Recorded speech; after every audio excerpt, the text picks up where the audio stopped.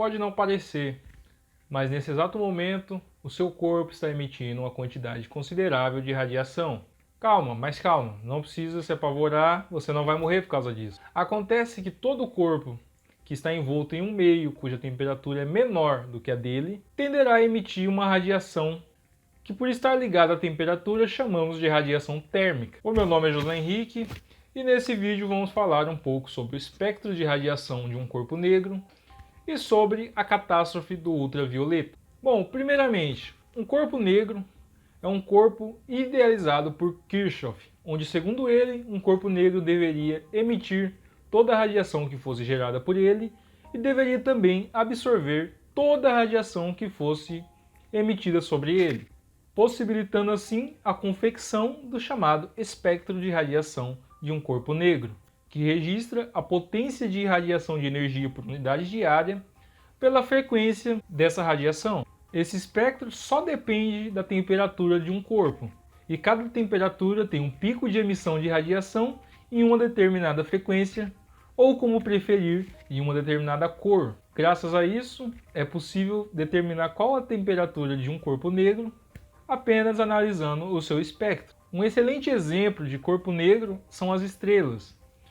As estrelas são corpos que são capazes de emitir praticamente toda a radiação que é produzida por elas. Assim, é possível determinar a temperatura na superfície de uma estrela apenas analisando o seu espectro de emissão de radiação. O Sol, por exemplo, tem um pico de emissão mais ou menos entre o verde e o azul. Então é possível ver que a temperatura do Sol é por volta de 5.800 Kelvin, ou, se preferir, 5.500 graus Celsius. Dessa forma, estrelas com o pico de emissão mais próximos do azul terão temperaturas maiores, enquanto estrelas com pico de emissão mais próximos do vermelho terão temperaturas menores. Foi então que, por volta do ano de 1900, mais de 20 anos depois da descoberta experimental da radiação eletromagnética, que John William Strutt, mais conhecido como Lord Rayleigh, e James Hopwood Jeans, mais conhecido como Sir Jeans, tentaram, com base na mecânica clássica, modelar o espectro de radiação de um corpo negro. E eles conseguiram. Eles criaram um modelo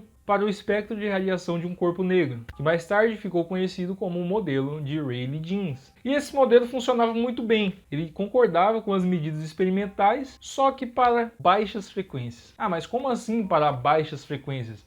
Acontece que quando a frequência aumentava, quando a temperatura aumentava, a frequência do pico de emissão de radiação também aumentava, sem parar, tendendo então ao infinito. E isso ia completamente ao contrário do que previa os modelos experimentais, do que previa o espectro experimental. E essa discrepância então ficou conhecida como catástrofe do ultravioleta.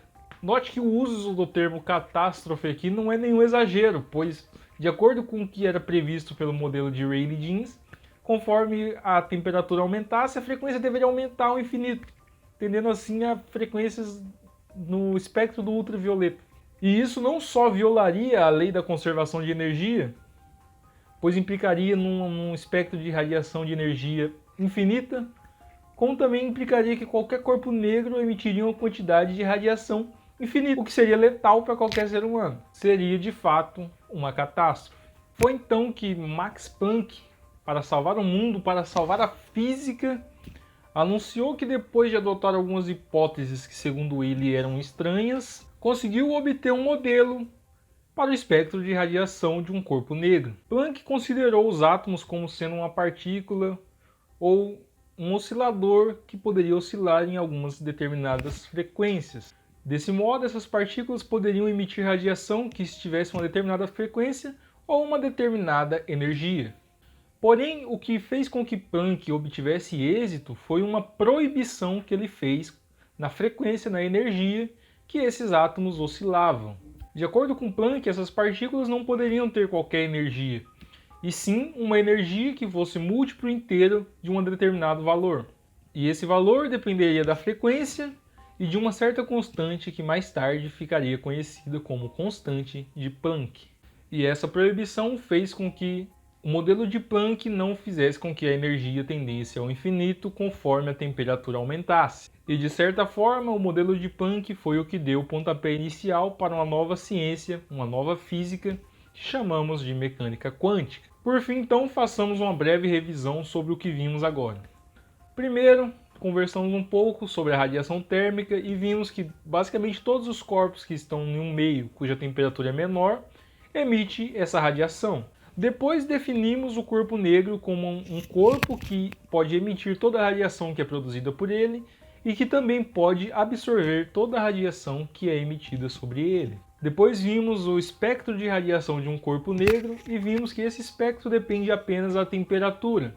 Vimos que estrelas como o Sol têm a temperatura na casa de 5.500 graus Celsius e tem seu espectro com um pico de emissão por volta do verde ou do azul.